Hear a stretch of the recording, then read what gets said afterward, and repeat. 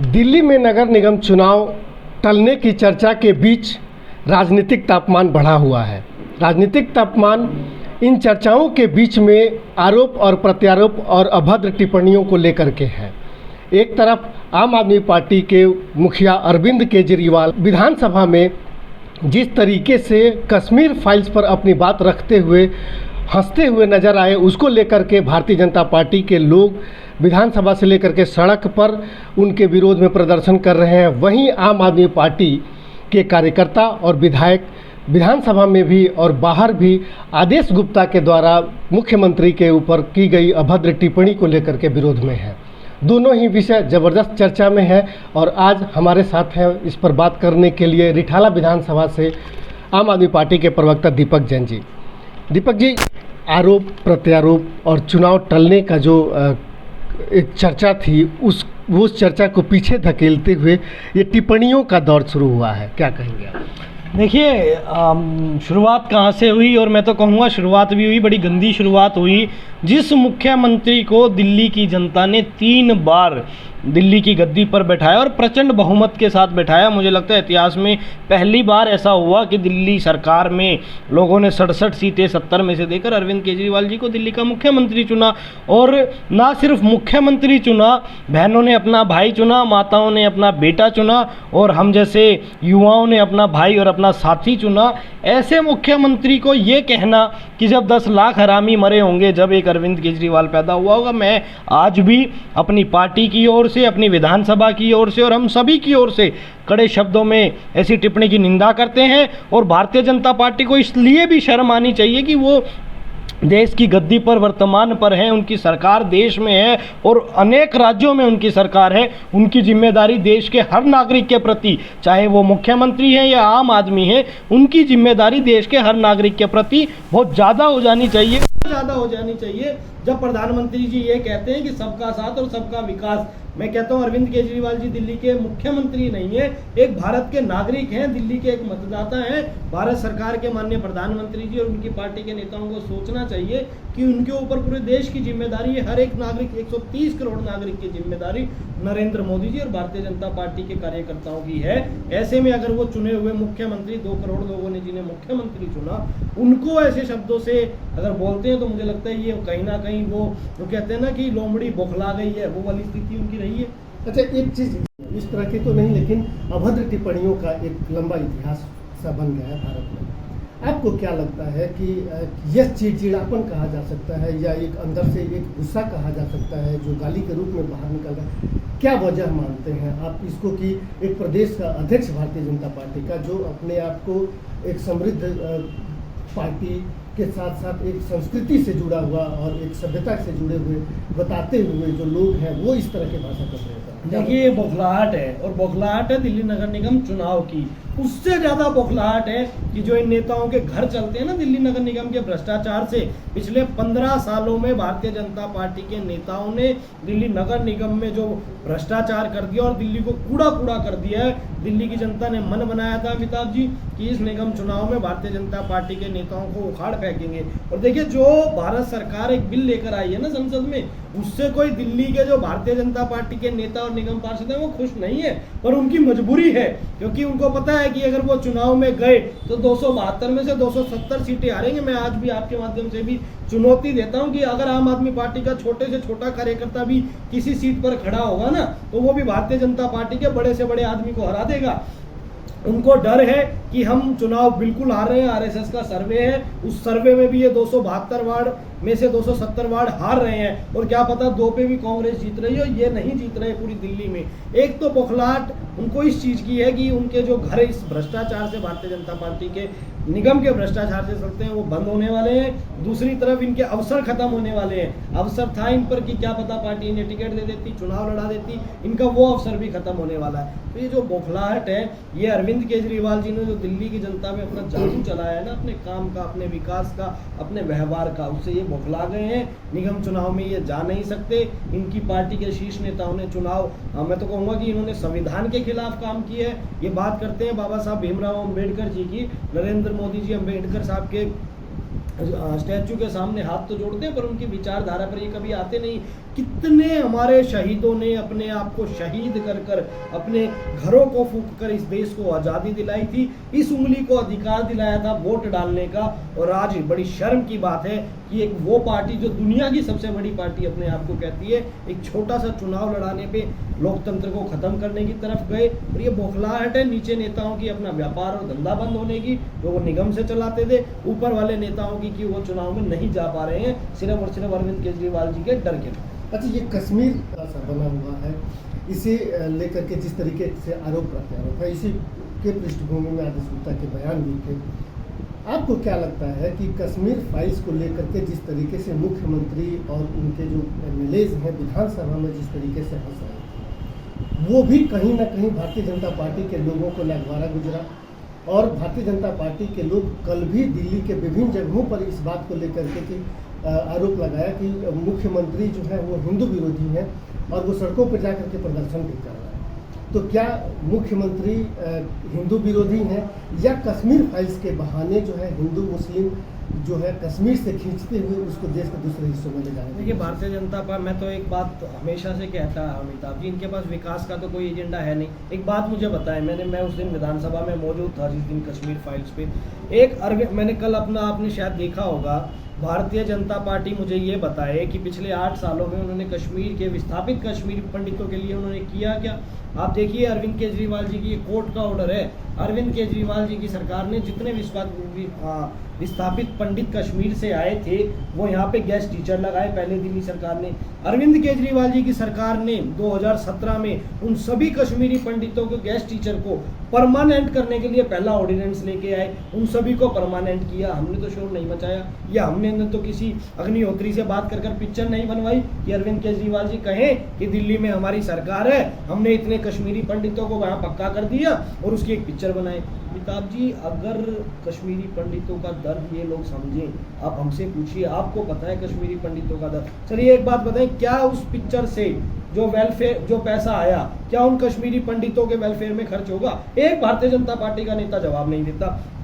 सिर्फ और सिर्फ एक ऐसे डायरेक्टर को जो बिल्कुल फ्लॉप पड़ा था उसका प्रमोशन करने के लिए कश्मीरी पंडितों के दर्द से खेल रहे हैं। इनको शर्म आनी चाहिए कि जिन कश्मीरी पंडितों का दर्द इन्हें बांटना चाहिए। 8 साल से इनकी सरकार अभी केंद्र में है, पीछे इनकी सरकार रही, जिस महबूबा मुफ्ती की ये बात करते हैं उनके साथ मिलकर ये सरकार बनाते हैं। जब इन्हें कश्मीरी पंडितों का दर्द समझ नहीं आया, जब इनकी सरकार महबूबा मुफ्ती के साथ कश्मीर में चल रही थी, क्या ये एक एजेंडा नहीं ला सकते थे कि भी महबूबा मुफ्ती जी, अगर आपको सरकार हमारे साथ चलानी है तो जितने कश्मीरी पंडित विस्थापित होकर यहाँ से गए उनको सबको हम जमीनें अलॉट करेंगे, अगर ये साझा प्रोग्राम आप हमारे साथ करें तो हम सरकार बनाएं। सिर्फ और सिर्फ इनको एक झूठी राजनीति करनी है।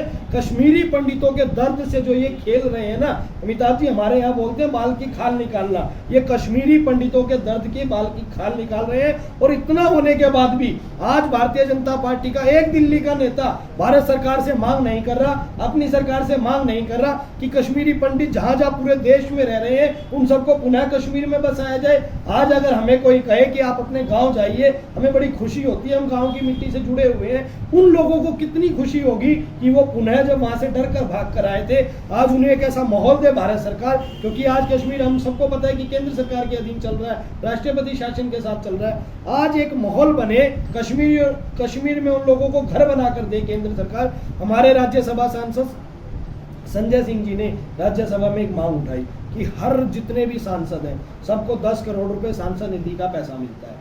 उन्होंने कहा मैं अपने 5 करोड़ रुपए 10 करोड़ में से कश्मीरी पंडितों के विस्थापन के लिए पुनः उनको कश्मीर भेजने के लिए 5 करोड़ रुपए की राशि सहायता राशि देता हूँ। जितने हमारे राज्यसभा के सांसद हैं सब 5-5 करोड़ रुपए की राशि दें और कश्मीर में जितने पंडित कश्मीरी बाहर आ गए, उस समय डर के माहौल से उनको बाहर आना पड़ा, उन सबके वेलफेयर में और उनके घर बनाने में सहयोग करें। एक सांसद आगे आया, सिर्फ आम आदमी पार्टी के सांसद ने कहा हम दर्द समझते हैं, हम उस पर राजनीति नहीं करते। और ये लोग सिर्फ एक पिक्चर का, आज देखिए क्या गलत कहा मुख्यमंत्री जी ने, आज भारतीय जनता पार्टी के सारे नेता दिल्ली में एक पिक्चर के पोस्टर लगाते फिर रहे हैं। अरे मैं कह रहा हूँ कि वो कह रहे हैं कि ये सच्चाई है पिक्चर नहीं है। अगर सच्चाई है तो क्यों नहीं आज प्रधानमंत्री जी या गृह मंत्री जी या दिल्ली भाजपा का कोई नेता अग्निहोत्री जी से बात करे और कहे आपकी पिक्चर बनाने में आपका जो खर्चा है वो आपको सरकार देगी और ये पिक्चर बच्चे बच्चे के मोबाइल पर हम दिखाएंगे। आप दिखाएं। सच्चाई दिखाने के लिए अगर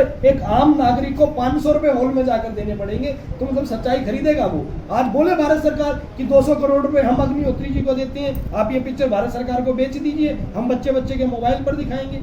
वो नहीं करेंगे। सिर्फ और सिर्फ एक आदमी को, मुझे तो लगता है शायद इस पिक्चर में कहीं ना कहीं इनका 50-50 का हिस्सा हो चुका है, इसलिए ये सिर्फ राजनीति कर रहे हैं और कश्मीरी पंडितों के दर्द से खेल रहे हैं। इन्हें डूब मरना चाहिए, शर्म आनी चाहिए। और उसके बाद इस तरह के बयान इनके भारतीय जनता पार्टी के अध्यक्ष या उनके अन्य कार्यकर्ता दे रहे हैं। ये तो बेशर्मनाक बात है कि जो राजनीति के मूल्य हैं कम से कम उन मूल्यों को ना गिराए।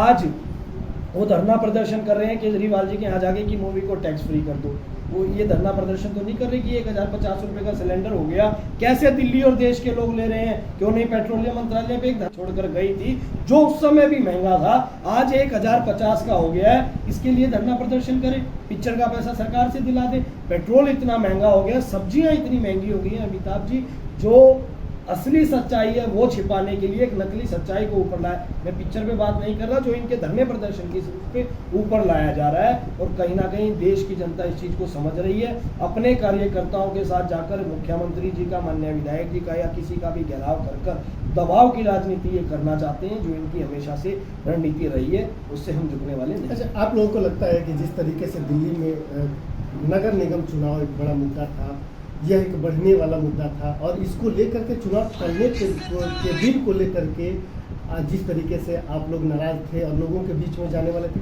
उस मुद्दे को भी भटकाने की एक कोशिश है और पूरे देश को कश्मीरियों के नाम पर और कश्मीरियों पंडितों के नाम पर जो है सिर्फ और सिर्फ सारे मुद्दों को हिंदू मुस्लिम के मुद्दे तक जोड़ना है, या फिर पेट्रोल और जैसे जो महंगाई की आप बात कर रहे थे कि लगातार बढ़ रहे हैं, पेट्रोल के दाम भी लगातार बढ़ रहे हैं, ये भी मुद्दे हैं जिन सारे मुद्दों को भटकाने के लिए इस मुद्दे को आगे किया गया। देखिए, भारतीय जनता पार्टी कभी नहीं चाहती कि वो विकास के मुद्दे पर और महंगाई के मुद्दे पर और जनहित के मुद्दों पर चुनाव लड़े, क्योंकि देखिए जनहित के मुद्दों पे चुनाव अरविंद केजरीवाल जी ने दिल्ली में लड़ा, चुनाव जीते। जनहित के मुद्दों पे हमने पंजाब में चुनाव लड़ा, जनहित के काम करके दिखाया, हम जीते। ये चुनाव की एक बात बताएं, 5 साल सरकार चलाने के बाद अगर योगी आदित्यनाथ जी को एक नेशनल टीवी पर बैठकर ये कहना पड़े कि ये चुनाव 80-20 का होगा, माननीय प्रधानमंत्री जी को 8 साल देश के प्रधानमंत्री होने के बाद, 5 साल प्रचंड बहुमत की यूपी में उनकी सरकार होने के बाद अगर ये कहना पड़ा कि ये साइकिल वाले साइकिल पर बम लेकर चलते हैं, तो कहाँ चुनाव रहा? क्यों नहीं उन्होंने कहा कि हमने यूपी के अंदर इतने 1000 लोगों को नौकरियां दी? क्यों नहीं उन्होंने कहा कि हमने ये किया, हमने ये किया? चुनाव 80-20 पर लड़ रहे हैं, चुनाव हिंदू मुस्लिम पर लड़ रहे हैं, चुनाव मंदिर मस्जिद पर लड़ रहे हैं। अमिताभ जी, पूरे देश के अंदर, देश के, अब तो विदेश के लोग भी समझ गए हैं कि भारतीय जनता पार्टी कभी भी चुनाव को मुद्दों पर नहीं लाना चाहती। अभी देखिए, मैं एक बात और आपको बता दूं, ये मुद्दे इन्होंने गर्म क्यों किए हैं? अभी क्या पता ये चुनाव अगले 2 महीने बाद करा दे। ये अभी जो स्थिति थी, सबको पता है कि दिल्ली में विकास की और एमसीडी के भ्रष्टाचार की, इस स्थिति पर चुनाव हो रहा था। भारतीय जनता पार्टी कभी नहीं चाहेगी कि काम पर चुनाव हो या इनके नाकामी पर चुनाव हो। भारतीय जनता पार्टी हमेशा चाहेगी कि चुनाव हिंदू मुस्लिम पर हो। इन्होंने उसका बीज, कश्मीरी फाइल मूवी को एक आधार बनाकर उन्होंने दिल्ली में उसका बीज बोया। अभी ये माहौल को ऐसे गर्म करेंगे। शाहीन बाग के दंगे, शाहीन बाग का प्रदर्शन क्यों चुनाव के तुरंत बाद खत्म हो गया?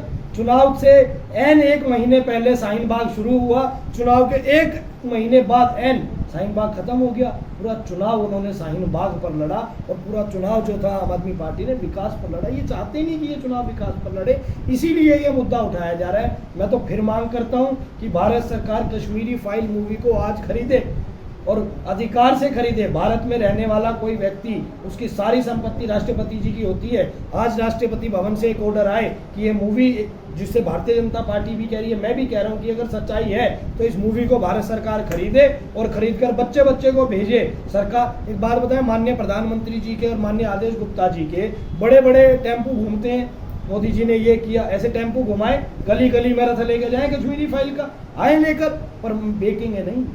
क्यों? क्योंकि इनको टिकटें बेचनी है, उन टिकटों में इनका साझा है, इसलिए ये सच्चाई नहीं दिखाएंगे और बोल रहे हैं कि सच्चाई देखो पर 500 रुपये आकर देखो। चलिए ठीक है, बहुत बहुत धन्यवाद।